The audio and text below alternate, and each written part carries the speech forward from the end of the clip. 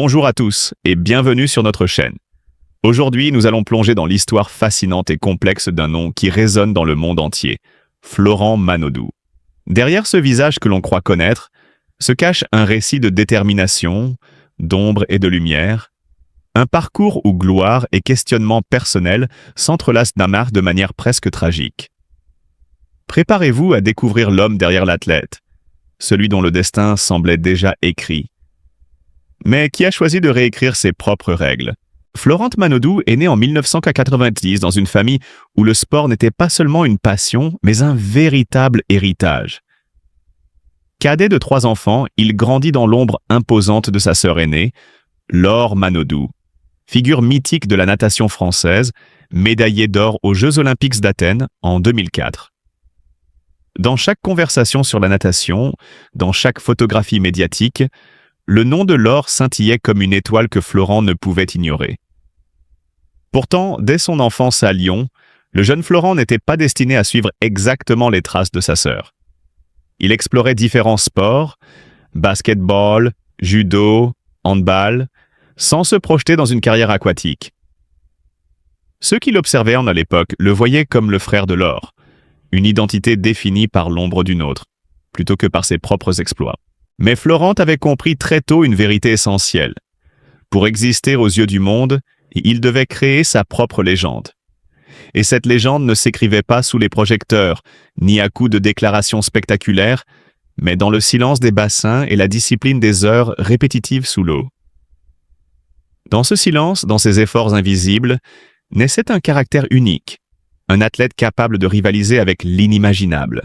En 2012, aux Jeux Olympiques de Londres, le monde allait enfin découvrir le fruit de cette patience et de cette persévérance. À seulement 21 ans, Florent s'alignait sur le 50 mètres libre. Un outsider aux yeux de tous. Les experts ne voyaient en lui qu'un jeune homme prometteur, mais pas de quoi ébranler la hiérarchie. Pourtant, ce que personne n'avait prévu se produisit. Avec une précision technique époustouflante, une vitesse foudroyante et une force mentale inébranlable, Florent décrocha l'or. La France explosa de fierté. Les médias criaient à la nouvelle ère de la natation française. Et pour Florent, ce moment représentait bien plus qu'une victoire sportive. C'était l'affirmation de sa propre identité. Sur le podium, levé, les yeux embués de larmes, il semblait murmurer au monde. « Je suis Florent Manodou, pas l'ombre de quelqu'un d'autre. » Mais derrière les projecteurs, la gloire n'apportait pas la sérénité. Malgré les contrats publicitaires, la reconnaissance internationale et l'adulation du public, Florent se questionnait profondément. Qui suis-je si je ne nage plus? Ces réflexions, qui pouvaient sembler banales à l'extérieur, trahissaient une lutte intérieure entre les attentes imposées par les autres et le désir de retrouver sa propre essence. Aux Jeux Olympiques de haut de Rio en 2016, il décrocha une médaille d'argent sur le même 50 mètres libre. Pour beaucoup, ce fut un succès éclatant. Pour lui, un rappel douloureux que la passion qu'il avait animée depuis l'enfance commençait à vaciller. Alors vint la décision qui stupéfia le monde du sport. Florent annonça sa retraite de la natation pour se tourner vers le handball. Une reconversion audacieuse, presque insensée, mais révélatrice d'un homme en quête de liberté, refusant de rester prisonnier d'une identité construite par la performance et la médaille. Cette transition brutale fit couler beaucoup d'encre. Comment comprendre qu'un champion olympique abandonne la natation au sommet de sa gloire pour un sport moins médiatisé? La réponse réside peut-être dans la dimension humaine de Florent, un besoin irrépressible de se réinventer, de se libérer du poids des attentes et de l'ombre de sa sœur légendaire. Ce choix radical, loin d'être un aveu de défaite, témoigne de l'intégrité d'un homme qui refuse de sacrifier son bien-être intérieur sur l'autel de la célébrité. Florent Manodou n'est pas seulement un champion. C'est un exemple vivant de courage psychologique, un témoignage que le succès n'est pas uniquement une question de médaille ou de record, mais aussi de fidélité à soi-même. Dans le silence des bassins et l'éclat des projecteurs, Florent a construit une histoire qui nous interroge tous. Jusqu'où sommes-nous prêts à aller pour suivre nos propres désirs? Et à quel prix sommes-nous prêts à abandonner ce que le monde attend de nous? Aujourd'hui, en regardant le parcours de Florent, on comprend que la vraie victoire ne se mesure pas seulement en or ou en argent, mais dans la capacité d'un homme à se trouver, à se réinventer et à oser franchir le pas vers l'inconnu. Une leçon d'humilité et de bravoure que peu de champions ont eu le courage de nous offrir. Pendant longtemps, Florent Manodou a évolué dans l'ombre de ses propres ambitions, entre succès éphémères et périodes de doute. Si les médailles semblaient être le but ultime pour tout athlète, lui a compris, au fil des années, que sa véritable passion n'était pas la reconnaissance publique, mais l'acte même de nager. Chaque plongeon dans l'eau devenait pour lui un retour à l'essentiel, un moment où le monde extérieur disparaissait et où il pouvait simplement être lui-même. Cette réalisation, née au creux de 2 années silencieuses et sans résultat remarquable, allait transformer sa trajectoire. En 2019, après une pause qui l'avait éloigné des bassins et des projecteurs, Florent décide de revenir à la compétition. Cette fois avec un objectif clair: participer aux Jeux Olympiques d'Art de Tokyo 2020. Mais l'homme qui s'avance n'est plus ce jeune prodige que la France avait un jour encensé. Il est désormais un sportif mûr, marqué par les triomphes passés, les désillusions et la solitude. Sa démarche n'est plus dictée par la peur de l'échec ou par la quête de gloire, mais par une compréhension profonde de ce que signifie vraiment vivre et aimer son sport. À Tokyo, même s'il ne décroche pas la médaille d'or tant espérée, il gagne quelque chose d'inestimable. L'admiration pour sa sérénité, sa force intérieure et la dignité avec laquelle il affronte chaque épreuve. Mais la vie de Florent n'est pas faite que de performances sportives. À cette période, une romance discrète attire timidement l'attention des médias. Sa relation avec Perny Blum, nageuse danoise. Il partage l'intimité des entraînements glacials, la tension des compétitions et la complicité de moments rares et précieux. Pourtant, comme trop souvent, les pressions extérieures, les kilomètres qui les séparent et des différends inexorables finissent par créer un fossé entre eux. Leur séparation reste silencieuse, presque invisible aux yeux du public. Mais pour ceux qui suivent attentivement leur parcours, la rupture est palpable. Suite à cette période de turbulence émotionnelle, Florent disparaît presque des radars médiatiques. Il se retire, laissant derrière lui les projecteurs et la frénésie du monde sportif pour se consacrer à ce qui lui avait longtemps échappé: la simplicité et l'intimité du quotidien. Lire, cuisiner, marcher dans les rues au coucher du soleil, des gestes anodins pour beaucoup, mais pour lui, des moments de recueillement et de reconstruction intérieure. Dans ce silence choisi, il retrouve la tranquillité et le bonheur d'une existence moins exposée, où chaque instant est vécu pleinement. Début 2025, Florent partage publiquement pour la première fois une nouvelle relation. Cette fois, ce n'est pas avec une célébrité, mais avec une femme ancrée dans le monde de l'art, discrète et éloignée du tumulte médiatique. Le couple choisit de vivre son amour loin des regards. Et c'est précisément cette simplicité qui touche profondément Florent. J'ai aimé comme un garçon qui avait besoin d'être vu. Aujourd'hui, j'aime comme un homme qui a appris à pardonner aux autres, et à lui-même, confie-t-il, dans un aveu qui en dit long sur sa maturité et son cheminement émotionnel. Alors que les Jeux Olympiques de Paris 2024 approchent, Florent semble aborder cette dernière participation non pas comme une conquête, mais comme un acte de gratitude. Il nage pour dire merci à la vie, à ses victoires et ses blessures, à ses ruptures et ses recommencements. Le sport devient pour lui un langage, un moyen de célébrer ce qu'il a appris sur lui-même et sur le sens du bonheur. Je ne nage plus pour gagner, je nage pour dire merci, confie-t-il avec la sérénité d'un lac paisible au matin. Florent Manodou incarne aujourd'hui bien plus qu'un athlète de haut niveau. Il est un modèle pour une génération de sportifs qui comprend que la valeur d'un individu ne se mesure pas seulement aux trophées ou aux applaudissements.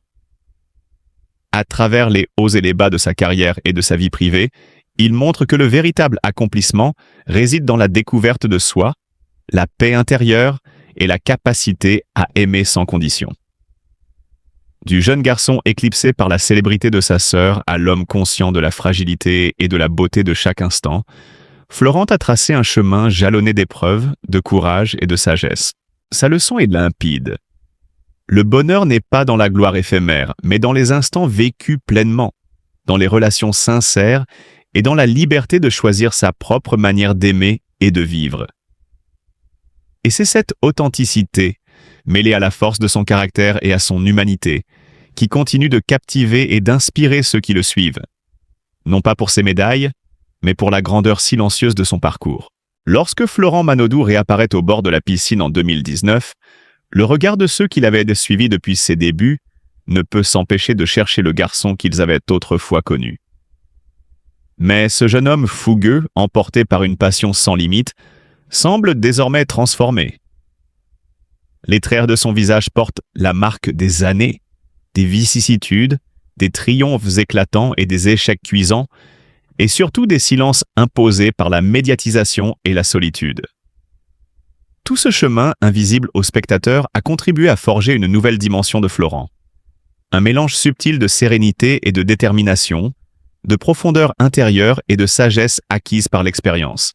À cette époque, la victoire ne se mesure plus simplement par le fracas des applaudissements ou le scintillement d'une médaille. Florent a appris que la gloire peut être un fardeau autant qu'une récompense, que le triomphe s'accompagne parfois de solitude, de doute et de pression. Les projecteurs de la médiatisation, qui autrefois semblaient réchauffer ses exploits, ont parfois éclairé ses fragilités de manière impitoyable. Mais loin de le briser, ces épreuves l'ont transformé. Elles lui ont enseigné que la véritable force réside dans la capacité à accueillir ses émotions, à accepter la vulnérabilité et à en faire une source de résilience. Lorsqu'il décide de revenir pour concourir aux Jeux Olympiques de Paris 2024, ce retour n'est pas motivé par le désir de reconquérir la gloire passée ou de marquer l'histoire par un nouveau record. Non, cette fois, il s'agit d'un voyage intérieur, d'un adieu respectueux à son passé, d'une réconciliation avec lui-même. Chaque plongeon dans la piscine devient un acte symbolique, presque rituel. Une façon de dire merci à la vie pour tout ce qu'elle lui a offert, pour les rencontres, les moments de joie, mais aussi pour les épreuves, souvent cruelles, qui l'ont façonné. Florent n'est plus cet athlète vivant pour l'hommage des autres. Il est devenu un homme en quête de sens et de liberté. Chaque geste dans l'eau, chaque mouvement de bras, chaque respiration, semble une méditation, un dialogue silencieux avec sa propre histoire. La compétition pour lui n'est plus un moyen de se mesurer aux autres, mais une manière de mesurer sa propre évolution, sa capacité à transformer les échecs en apprentissage et les douleurs en force intérieure. Dans ce parcours, la solitude occupe une place particulière. Florent a connu la pression des attentes, les critiques du public et la froideur parfois des médias. Ces moments de doute, où l'abandon semblait plus simple que la persévérance, ont pourtant été les catalyseurs de sa maturité. Il a compris que l'authenticité n'est pas incompatible avec la performance. Oser montrer ses émotions, ses faiblesses et ses fatigues n'est pas un signe de fragilité, mais un témoignage de courage. C'est cette capacité à s'exposer pleinement, sans artifice, qui transforme sa carrière en leçon de vie pour les générations futures. Florent Manodou incarne ainsi un paradoxe fascinant. Figure publique admirée pour son talent, il demeure profondément humain, vulnérable et réfléchi. Il démontre que la grandeur n'est pas seulement dans les records ou les médailles, mais dans la manière dont on affronte ses peurs, ses erreurs et ses doutes. Il nage non pas pour le regard des autres, mais pour célébrer chaque instant de la vie, pour honorer ceux qui l'ont accompagné, coéquipiers, entraîneurs, proches, et pour remercier les obstacles qui l'ont fait grandir. Alors que les Jeux Olympiques de Paris 2024 approchent, le monde attend de lui des performances spectaculaires. Mais derrière le suspense sportif se dessine une autre vérité, plus intime et plus profonde. Florent a transformé la piscine en un espace de libération, en un sanctuaire où il peut se confronter à lui-même, explorer ses limites et réaffirmer sa liberté intérieure. Chaque compétition devient une scène où se jouent non seulement des performances physiques, mais des leçons de vie, où la résilience et la maturité s'expriment plus fort que les applaudissements. Il est désormais clair que pour Florent, les médailles ne sont pas l'essentiel. Ce qui importe, ce sont les expériences accumulées, les émotions vécues pleinement, et la capacité à transmettre ce savoir aux jeunes générations.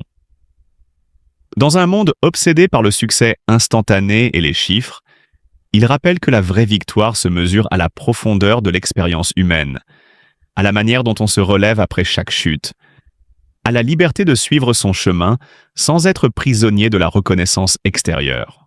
Florent nage pour remercier, pour honorer, pour se réinventer.